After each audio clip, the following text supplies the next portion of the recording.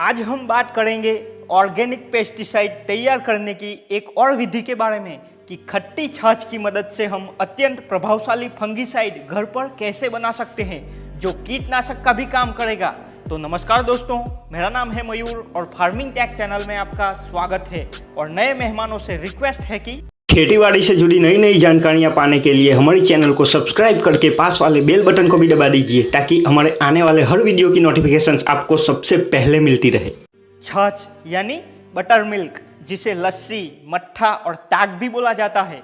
छाछ में स्ट्रेप्टोकॉक्स लैक्टिस और ल्यूकोनोस्टॉक क्रीमोरिस नामक बैक्टीरिया होते हैं जो फंगस और अन्य हानिकारक बैक्टीरिया को मार सकते हैं या नियंत्रित कर सकते हैं। इस गुण के चलते छाछ अपने आप में ही एक जैविक फफूंदनाशी की तरह कार्य करती है। और अगर छाछ को तांबे से यानी कॉपर से उपचारित किया जाए तो यह और भी ज़्यादा असरकारक इफेक्टिव बन जाती है, क्योंकि तांबा भी फंगस को क्लियर करने का काम करता है। होने वाली पूरी प्रक्रिया की बात करें तो 12 से 15 दिन पुरानी खट्टी छाछ में तांबे का टुकड़ा या तांबे का कोई भी बर्तन डालकर रखने से क्या होता है, कुछ ही दिनों में तांबे के अणु आयनिक फॉर्म में आ जाते हैं और तांबे के यह अणु छाछ में मौजूद लैक्टिक एसिड के साथ कॉम्प्लेक्स बनाकर घुलनशील अवस्था में आ जाते हैं। मतलब कि बाद में तांबे के अणु छाछ में मिल जाते हैं या घुल जाते हैं। और जब इस तरह तांबे से उपचारित की गई छाछ का प्रयोग फंगस के ऊपर किया जाता है तब तांबे के अणु फंगस के स्पॉट्स द्वारा उत्सर्जित हाइड्रोक्सिल या एमिनो एसिड जैसे पदार्थों के साथ अभिक्रिया करके कुछ ऐसे पदार्थ का निर्माण करते हैं जो फंगस को नष्ट कर देता है। ये हो गई इस घोल में होने वाली जैव रासायनिक प्रक्रिया की बात। और अब जरा इसे तैयार करने की विधि भी देख लीजिए। तो सबसे पहले हमें लेना है एक पात्र या बर्तन जो प्लास्टिक का होना चाहिए या मिट्टी का।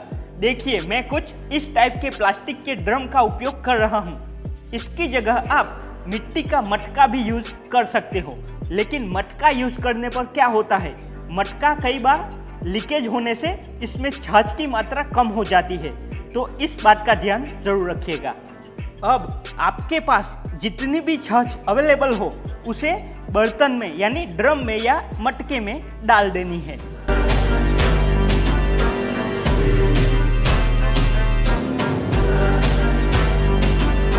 अब हमें चाहिए तांबे का यानी कॉपर का कोई भी बर्तन। आप तांबे की कोई भी चीज़ ले सकते हो।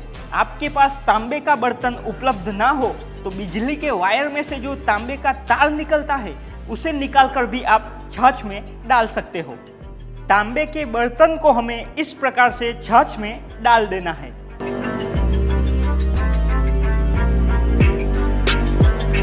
अब इस ड्रम के मुंह को हम ढक्कन से बंद कर देंगे। आप मटका यूज करते हो तो इसका मुंह प्लास्टिक से बंद कर दीजिए। अब हमें इसे ऐसे ही छोड़ देना है कम से कम 15 दिनों के लिए। दोस्तों, अब 15 दिनों के बाद जब आप इस ड्रम को खोलेंगे तब बहुत ही तेज खट्टी सी सड़ी हुई सी स्मेल आएगी और ऊपर इस प्रकार की मलाई जैसी परत भी बन जाती है। अब इस छाछ को हमें अच्छे से छान लेना है और छान लेने के बाद यह हमारा जैविक फफूंदनाशक तैयार है। अब इसका प्रयोग और मात्रा की बात करें तो इसका प्रयोग हमें फसलों के ऊपर स्प्रे के रूप में करना है और इसका प्रयोग हम किसी भी प्रकार की फसलों के ऊपर बिना झिझक कर सकते हैं। लेकिन सब्जियों वाली फसल में इसके अलग ही परिणाम देखने को मिलते हैं। मात्रा की बात करें तो फसल की शुरुआती 25 से 30 दिन छोड़कर बाद में कभी भी इसका प्रयोग कीजिए। इसकी मात्रा रखिए 500 ml से लेकर 1 लीटर तक प्रति 15 लीटर पानी के हिसाब से। मतलब कि छोटी फसल में इसकी मात्रा 500 ml प्रति पंप रखिए और फसल की बड़ी अवस्था में मात्रा बढ़ाकर प्रति पंप 1 लीटर भी यूज कर सकते हो। ये फसलों में लगने वाले लीफ स्पॉट, मिल्ड्यू, रस्ट जैसे फंगस जनित बीमारियों को नियंत्रित कर सकता है, लेकिन तभी जब हम इसका प्रयोग बार बार करेंगे। मतलब कि इसका प्रयोग हमें हर 7 से 10 दिनों के अंतराल पर करते रहना है, तभी इसका रिजल्ट दिखेगा। ऐसा क्यों?